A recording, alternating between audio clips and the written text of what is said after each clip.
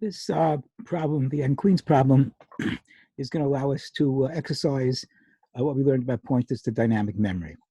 So the n-queens problem is a generalization of the 8-queens problem. In the 8-queens problem, we were given the question of, I have an array, two-dimensional array of size 8 by 8. How many different ways can I put 8 queens in a chessboard of size 8 by 8? But there's nothing special about 8. I could ask the same question about a chessboard of size 5. I could say, give me a chessboard of size 5, and it's 5 by 5. How many ways can I put 5 queens in such a chessboard, given the requirement that no queen can kill the other one on the very next move, the same thing that we saw with 8 queens.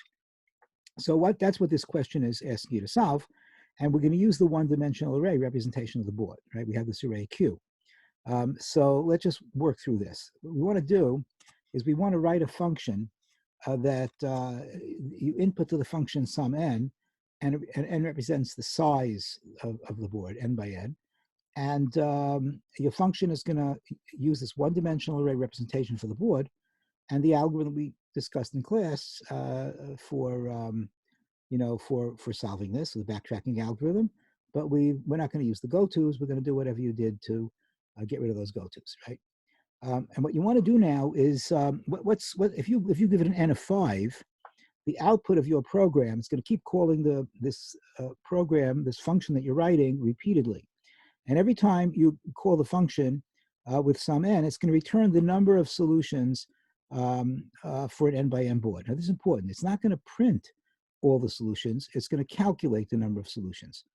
So and it's going to calculate the number of solutions from 1 all the way up to the n that the user entered. So for example, if you enter n equals 5, so the program is going to say there are how many solutions for the 1 queens problem. What's the 1 queens problem?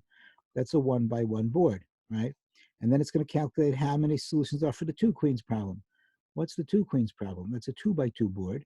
But we're going to do it, of course, with an array Q that's going to represent, just as we saw when we solved the question for the 8 queens, it can represent what's going on the board. And it's going to do it for 3 and 4 and 5. That's if you say n is equal to 5. What if you say n is equal to 8? So you're going to get 8 lines. You're going to say there are how many solutions for the 1 queens and for the 2 queens. And you're going to do this by feeding, you're going to go into some loop, and each time you're going to call this function, and the function you're going to write is going to return the number of solutions for that n. Now, internally, what you're going to do is you're going to need an array Q. So how are you going to get the array Q? You don't know what n is beforehand. So that's where this comes in, right? We saw that you can dynamically request an array by getting the array from the heap instead of from the runtime stack. So whatever n happens to be, what will happen is, remember this diagram over here. So you're going to have an n sitting in the runtime stack, right? There's the runtime stack, and it's going to be pointing to the actual array Q that's going to be sitting in the heap. But we saw, of course, that an array name can be treated as a pointer to the beginning of the array can be treated as an array name. So once you do this, right? Once you do this, you can talk about Q sub I, right? You can use the whole notation that we used for arrays, because Q as a pointer to the beginning of the array essentially is the same as the array name. So once you do this, let's say n is 4, you have an array Q of size 4, and you can go Q sub 0, Q sub 1, Q sub 2, Q sub 3. Okay, so you're going to pass this into you're going to pass an n into the function here. You'll pass n equals 1, n equals 2, n equals 3, 4, 5, because the user said 5. So you're going to pass the values of the counter in there.